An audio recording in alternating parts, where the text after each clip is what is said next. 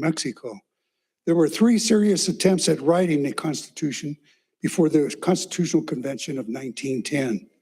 Those were written in 1850, 1872, and 1889.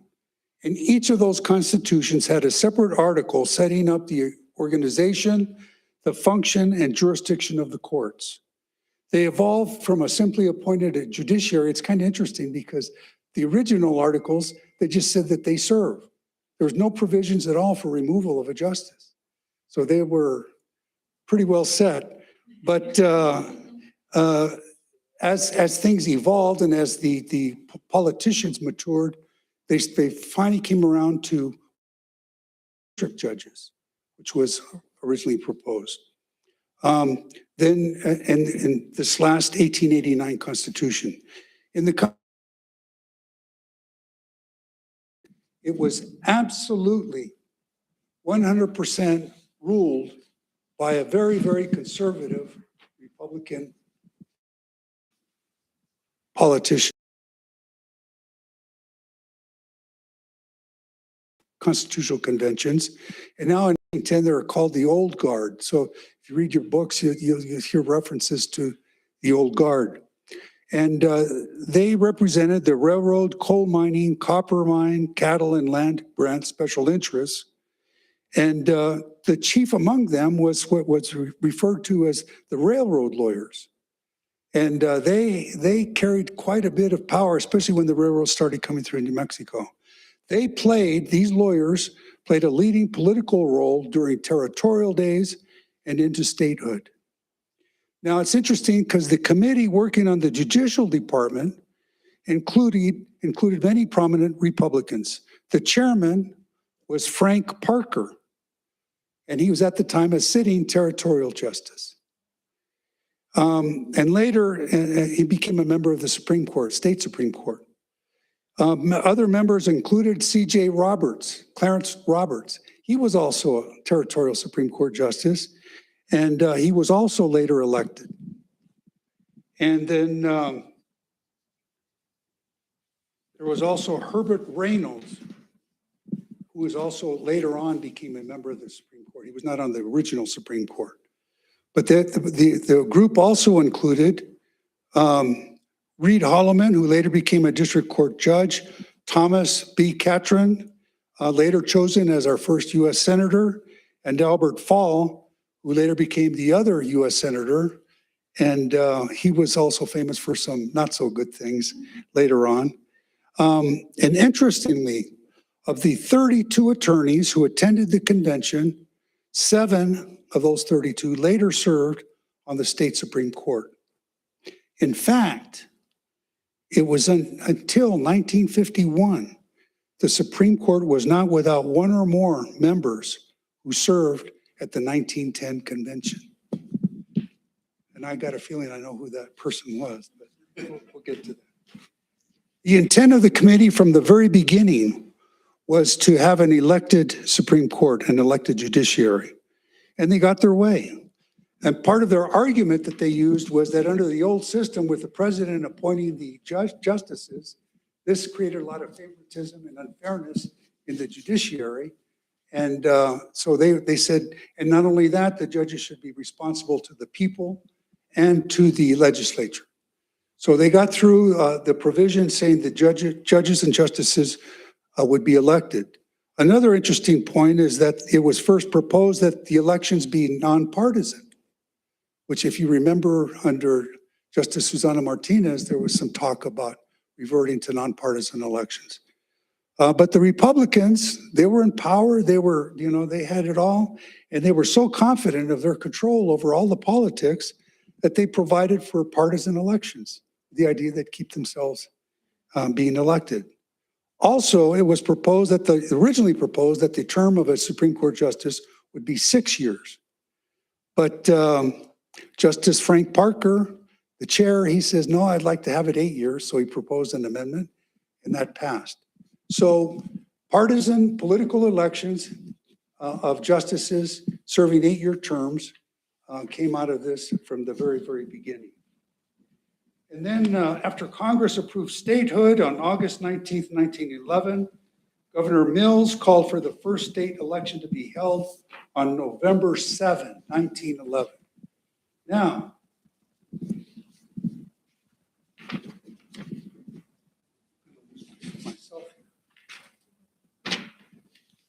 they must have had a jump on everything because the Republicans held their convention in Las Vegas then on September the 28th, just within a couple of weeks. The party rewarded party loyalty and incumbency.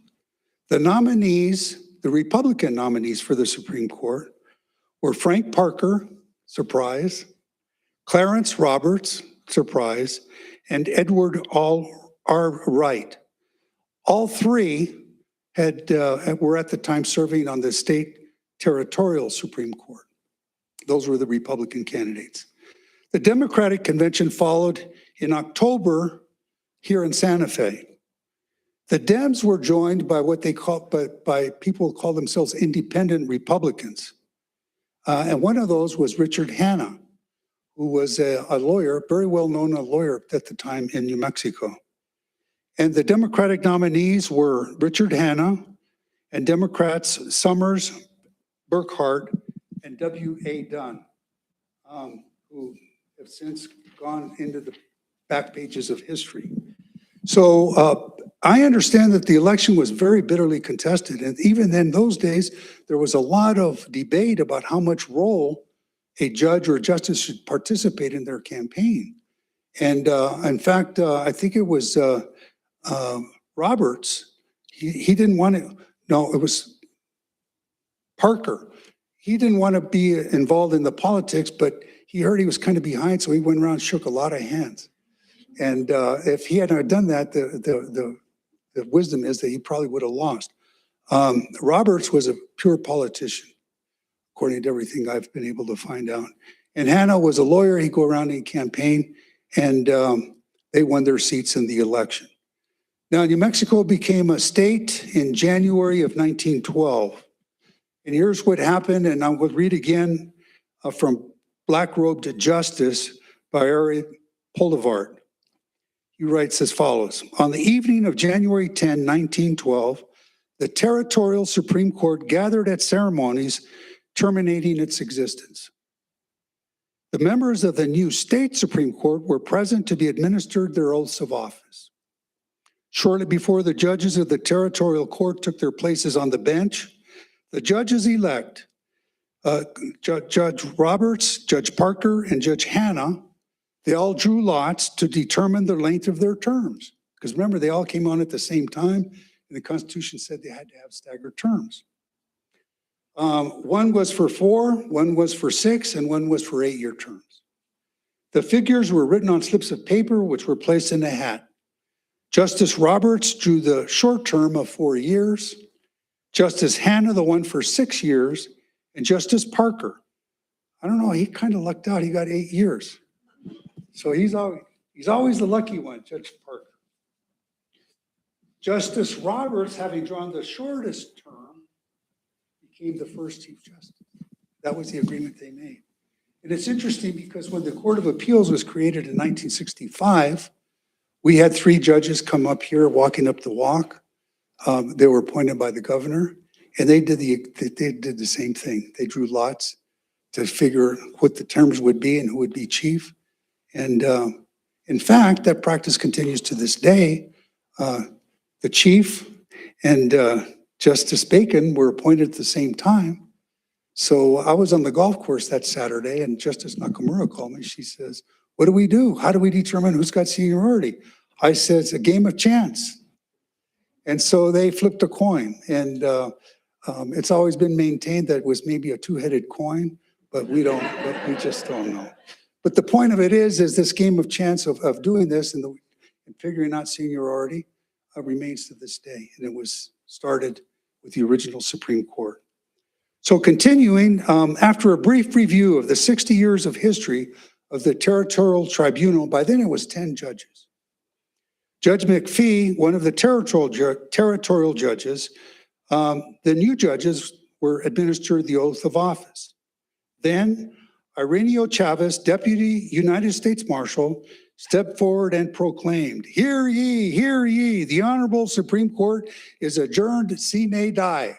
That's how they do in the legislature. Thus, the territorial Supreme Court closed its record. They were all caught up on their cases, and they just closed their record.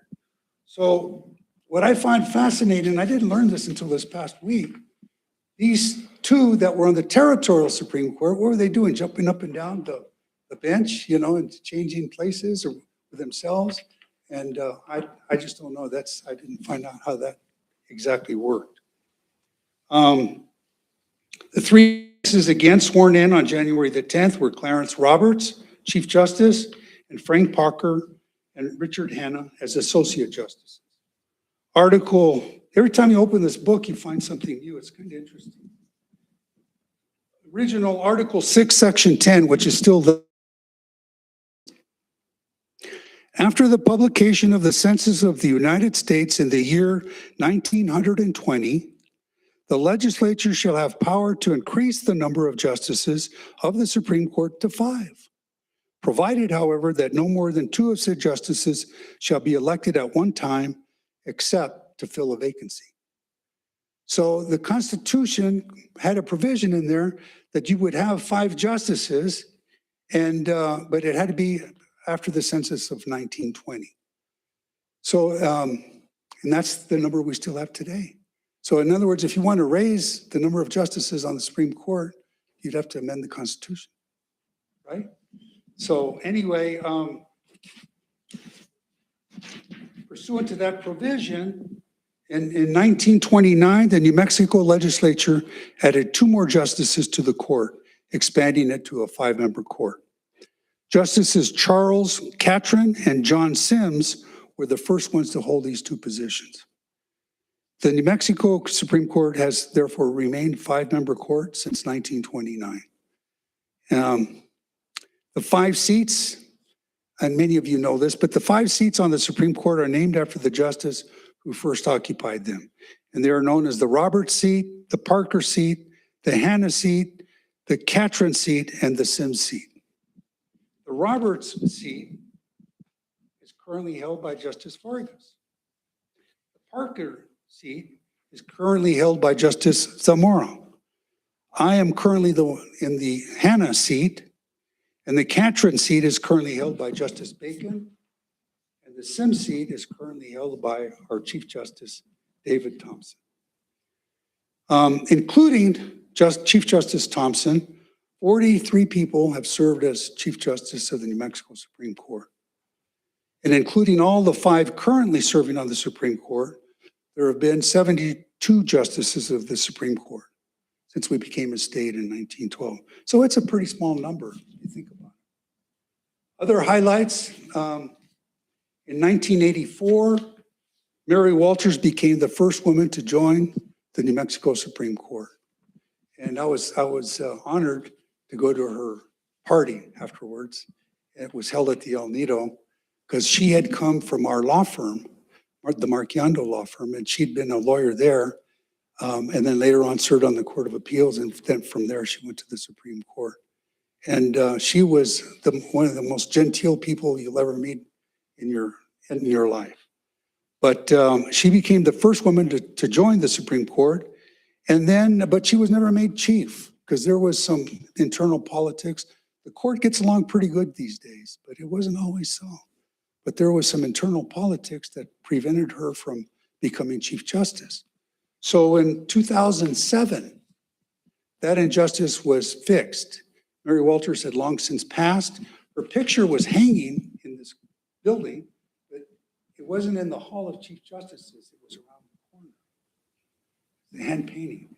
And at that time, Judge Kennedy was in those chambers, and her picture was right outside his office. So in 2007, that injustice was fixed. The Supreme Court voted, and they signed an order. Justice Pamela Minzner actually signed the order making Mary Walters his honorary Chief Justice posthumously. And I'm told, although I don't know for sure, but I'm told that's the last thing that Justice Minzner ever signed before she passed. So for a long, they were hanging there in the Hall of Chief Justices together, and you'll see next to Justice Mary Walters, the order that's signed by the justices and Justice Minster. And then another highlight is that in 2016, for the first time since 1912, a majority of the justices sitting on the Supreme Court were women. And so it remains today. By the way, we were one of the first states in the country to pass an Equal Rights Amendment. I don't know if any of you know that.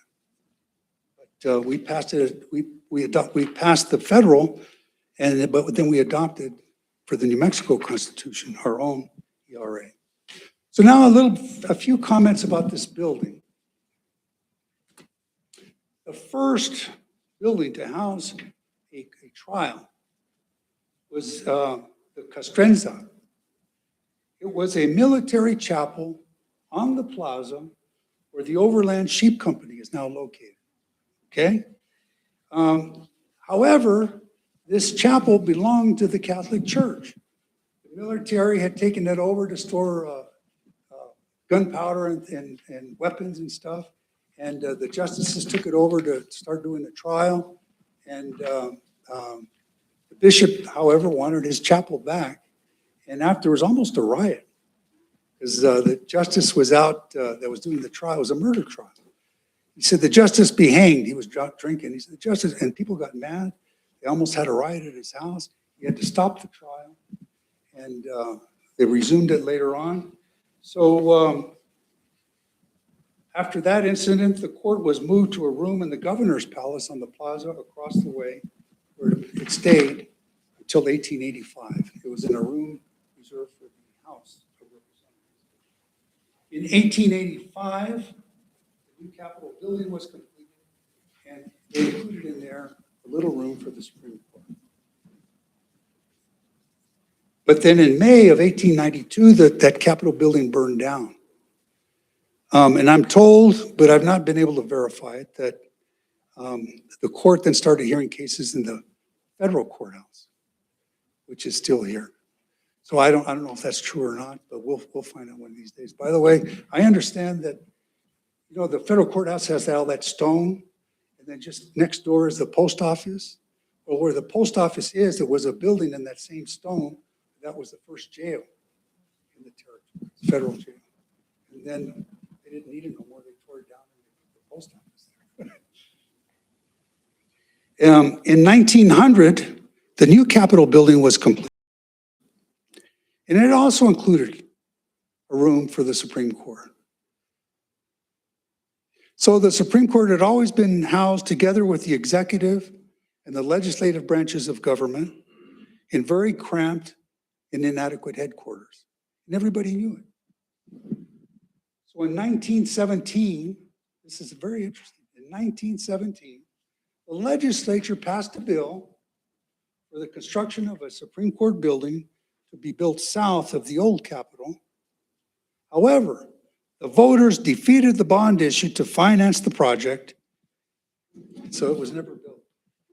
The need for increased space increased, especially after the court was increased from 3 justices to 5 in 1929. Now, the New Deal changed everything. You know, we had the crash of the 30s and the New Deal come along, and they started trying to pump up the economy with public works projects and so forth. And the Supreme Court must have had some inkling that something was coming, because as they adjourned on December 28, 1933, for the New Year holiday season, the 5 justices met in conference and they approved a Supreme Court building. And I just want to show you a couple of things from this bill, 1934. I want to find the front page. You know, some of you more senior members of the bar may remember the Valiant Company.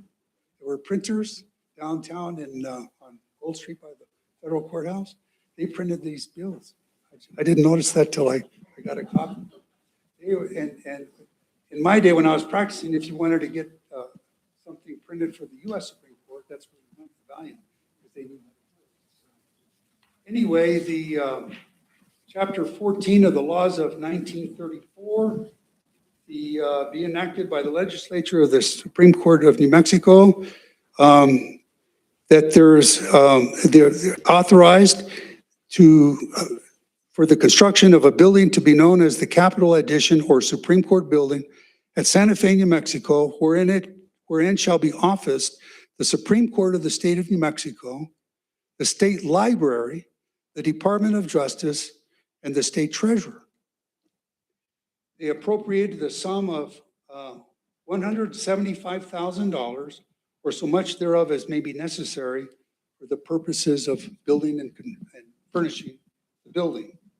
They also levied, and this goes way back, a fee of $2.50 upon every civil action filed in the office of the clerk of the various district courts. And that money was to be deposited into a separate fund for the purposes of the building of the project. And the way they used this money, the Supreme Court the building commission, by the way, the building commission was the justices themselves. They appointed themselves to be the commission. So they could issue bonds and borrow money on the anticipated money to be coming in. And that's how the building was built. And but the limit on that was $175,000. So on August 9, 1937, the Supreme Court building was formally dedicated. And it was being constructed at a cost of $306,000. Some of the documents should say $307,000. So I guess $1,000 was made a big difference. But according to a document I read, $171,000 was a loan made to the Supreme Court Building Commission by the Public Works Administration, and $135,000 grant from the Public Works Administration. And then along with the Supreme Court Law Library, the Attorney General and State Treasurer's offices were also located in the building. Now, in 1965, when the Court of Appeals was created, they didn't have a home. So what they did was, on that wing over there where the Court of Appeals is, that's where the Treasurer and Attorney General were. They had offices in there. And where the Court of Appeals courtroom is, they basically knocked down the walls separating the offices there and built the courtroom. And across on the other side, where the clerk of the Court of Appeals is, there's a big giant walk-in safe that you've seen. They now keep pencils in there and pads and stuff. But that was the vault for the state treasurer. And it cost too much money to take it out, so there it is. Now, the architect for this building was a man named Gordon Street, and he had a whole group of people working for him. He designed this building, and he rejected, remember the old, you've maybe seen pictures of the original Capitol? Big dome. It was like a copy of something from another place of the United States. He rejected copying those kinds of buildings from other parts of the country that failed to reflect New Mexico's culture and history. And I use this as an example, the dome and the old Capitol building. They used what is described as territorial revival style, which adopted many features of the Spanish revival style. Features were adopted from Adobe, Pueblo, Spanish, and Eastern architectural features. Now, this building had a huge impact on the architectural style from then on forward. And if you look around New Mexico, you'll see features of this building and many buildings subsequently built all across New Mexico, especially in northern New Mexico. It's affected the architecture in the region for over 60 years. Let me just point out a few things for you. The bronze doors that are in the front of the building with the Zia, they were there in the original 1937 building. And the Zia symbol, which was unique at the time, that nobody thought of doing except these architects. The columns that are on the porch out here, you'll see they have a certain style to them at the top. Well, that's copied all over northern New Mexico. But one thing I didn't learn until just recently is at the top of each of the columns, you'll see a circle. And that circle is duplicated in the ceiling area. And anyway, and it's also duplicated in the bench. The boards, I call them boards, but I don't know what that's not vigas either, but the boards that are over the doors, the windows, and all throughout the building, that's the style of architecture. And these architecture outside, you'll see bricks over the porch here, and then going up to the roof that are lining the outside of the roof.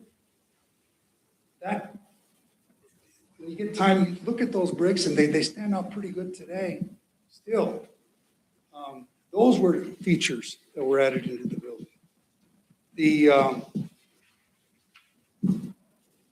The big window where the Chief Justice's hall is, there's a big beam out there on the outside and also inside.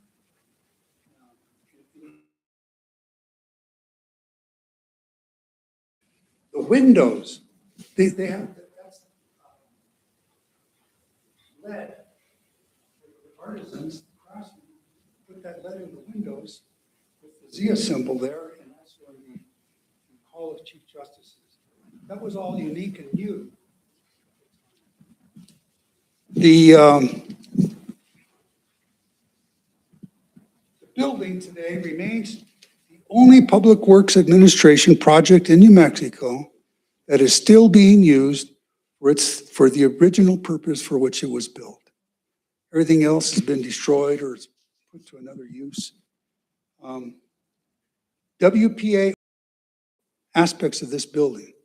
They're craftsmen, artisans of all types. Couple of things. You can't see her, but the Lady Justice is carved here in the center of the bench. We'll never know who did that. That is undocumented as to who carved that. And that's from 1937. The circles that I talked about, that's in the bench. The brick outlining the outside, that's reproduced here on the bench here. The carving dedicated to the administration of equal justice under law, that was in the original courtroom. We'll never know who carved that. All of these doors, the carvings throughout the wood carvings, they're hand carved by these artisans that made these. We don't know who they are. The bar here, handmade. We don't know who made them, but that's the way it was built in 1937. The floor, cork, that's what was put in at the time. And all of these things were built by these artisans. Even the pictures here, there's a plaque on there saying it was done by artisans of the work product, WPA. That's easier for me to say. The door handles, they're all handmade. And if you'll see, they're Art Deco style, but if you look at them again, you'll see that they look like the Empire State Building. And they use the same striker plate in all of the WPA projects. The only difference is that in the circle on those, ours has a Zia symbol, whereas other states would have their own symbol, like New York has their state flower. So with the exception of the carpet, and by the way, the chairs, they're the same in 1937 as these chairs here. The judges' seats, those were the ones that were installed in 1937. And there's a picture, which you'll have an opportunity to look at if you wish, showing, but it's got seven seats up there. I don't know why, but they put 7 up there. And the other 2, they're not lost. They're in the basement. They're being stored and well taken care of. But those are the original seats. So as uncomfortable as they are, and as much sometimes we've fallen down, and Justice Vargas has a hard time reaching the floor because they're so the way they're built. They were here since 1937, and they'll probably be here the next 100 and some years.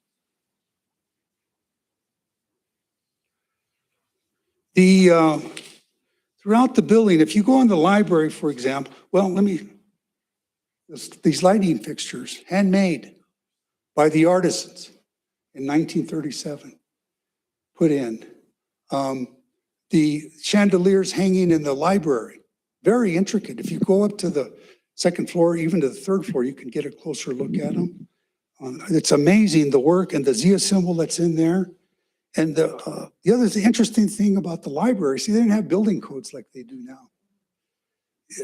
The railing that goes around on the 2nd floor and the 3rd floor, you can see where the railing came about here. And then you can see that there's another thing that they added on later on.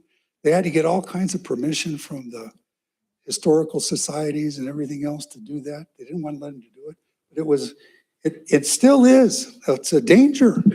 I mean, it's very easy to just fall over. That's about how tall the original one is. And Stephanie has signs all over up there now. It's a fall danger, even with the addition that they added to the railings going around the library. The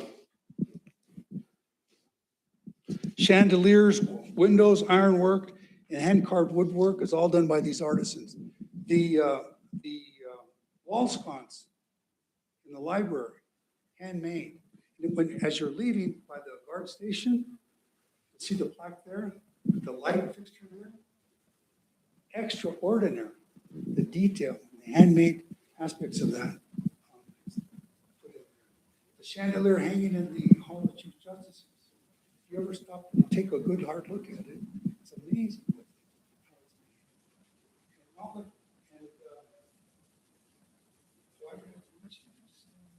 The ceilings in the library and in the Hall of Chief Justices, in other parts of the building, we have the vigas and the latillas that came in as part of this architectural change that they were putting in. So, a couple of things. The bench is the same one from 1937. The chairs that are in here are the same ones. The chairs for the public, I call it movie seating. That's what they put in back then. The court floors, same thing. The bar, same thing. The windows, the chandeliers, and everything is just the way it was in 1930s. In fact, one of the new things we discovered, Tammy Mitchell, some of you, many of you, where her office is? It's just up at the top of these stairs. Back in the day in 1937, that was the original conference room of the justices. We know that because we got a picture of it. And one of the lighting fixtures, not like this one, but like in another conference room, but very ornate like this, is hanging there. And you can tell it's the same room because of the fireplace and the way it's laid out. So later on, they put a hole in the wall and put a door there into another room, and they made it into a judge's chambers, which is where Justice Kennedy used to be, which is where Justice Walter's picture used to hang. That's the original conference room of the justices. Did you hear that, Tammy? I know she's watching. So in 1942, 5 years after the building was dedicated, a bronze tablet of Chief Justice Parker was installed on the 2nd floor outside the law library, creating what is now called the Hall of Chief Justices. And if you want, you'll have a chance to look at what that hall looked like without all those pictures in there. I mean, it's just a blank, I call it, looks like a bachelor's pad. because there's nothing on the walls. It's all just blank wall space. And that started, like I said, and it was Justice Parker. Now, Parker, we remember, was one of the original territorial justices, one of the original Supreme Court justices. He served for over 30 years on the courts until he actually died. And that was the first one. You look at pictures of him as a younger judge or justice, and then you see his picture of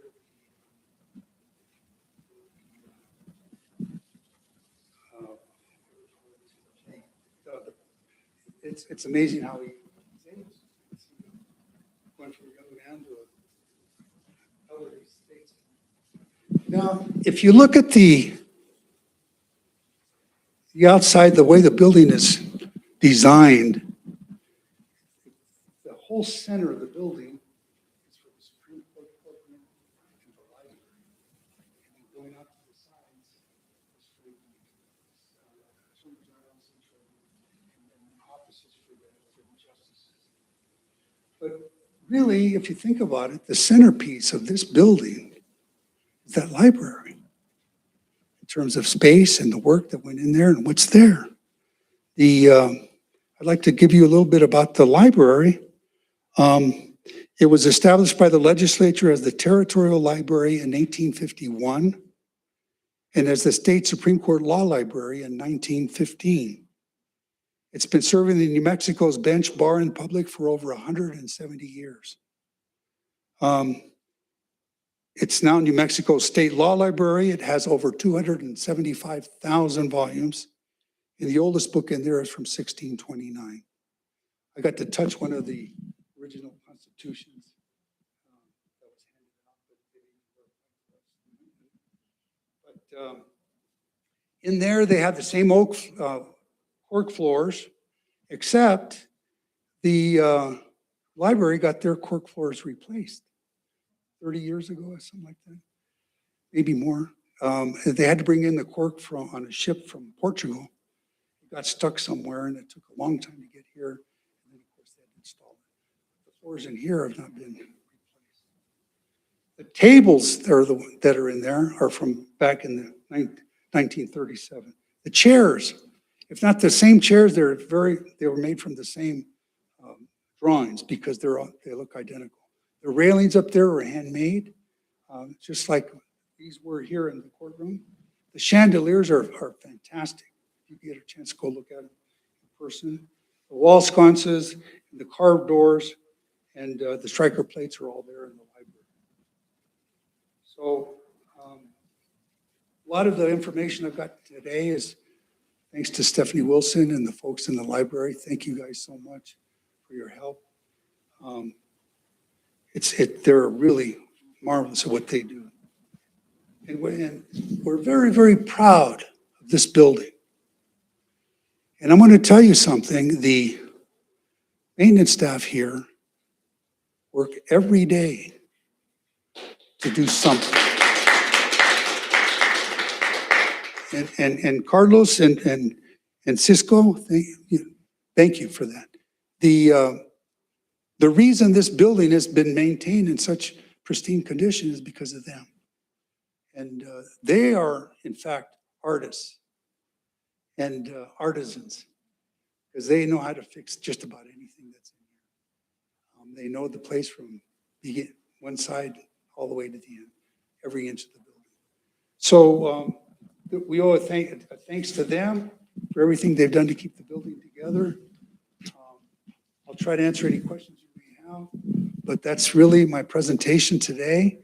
I hope to give you some information that you can take. Now, I'll end by saying this. The Republicans controlled the state through the 30s, but from the 30s forward, it's been different. And the Democrats pretty much control it from then forward, the politics. But even though the one party's been in more control, both parties have lost just as many elections as they've won overall when you look at the whole big picture. But where they're going to go, remember the lawyers that are in here, Lochner, remember Lochner, the Lochner era, where all the social programs were blocked on the basis of contract, principles of contract. And then there was the court packing plan came about, and it was the president backed down. And then the court kind of backed down too. This court had, in a sense, its own Lochner era, because these very conservative Republicans that were running the politics and running the judiciary, the justices, through strict constructionism of the provisions in the Constitution relating to the Public Regulation Commission, they were very strictly construed, and there was provisions in there providing for the Supreme Court to review decisions on the merits. And they construed that to mean that they would decide a case de novo if it was appealed by a corporation, and the corporation would have a right to introduce evidence, but they would decide it on the record if it was brought up by the commission, which did not have a right to bring in new evidence. So using having these very conservative views about business and so forth, we had our own Lochner era, so to speak, but that too passed later on. But it was around for, I think, 10 years, something like that. So anyway, that's my presentation. That's all I got to say, and I'm sticking to it. So thank you very much.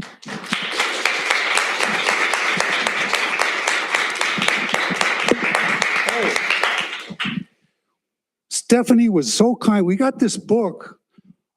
It's called A History of the New Mexico Supreme Court, Volume 1. And there is a lot of stuff in here, and Stephanie has been so kind to allow us to bring it in here.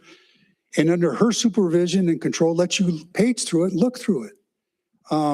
There's all kinds of pictures in here, original drawings. For example, the Kearney Code is in here. The man that wrote the Kearney Code, he came to New Mexico with a copy of the Missouri Code in his saddlebags. And using that, he wrote the Kearney Code like in 3 days or something like that in hand. I'm proud to say I'm in the book.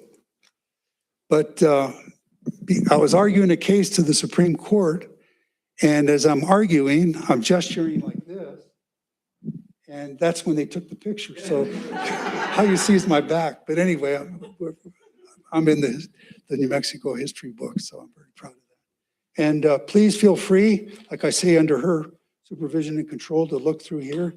There's pictures of the building. There's a very, very beautiful picture in here, side-by-side pictures showing the courtroom, this courtroom in 1937 and today.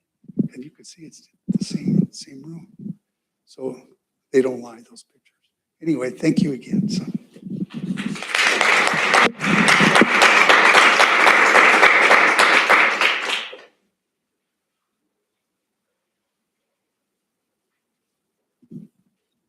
I just wanted to thank everyone for celebrating our 114th anniversary. Our history is quite meaningful for us and what we do at the Supreme Court, and it's just a great celebration. We do have cake and coffee, and we just welcome you to stay a little bit afterwards and help us celebrate this monumental event and anniversary. Thank you for coming. Thank you.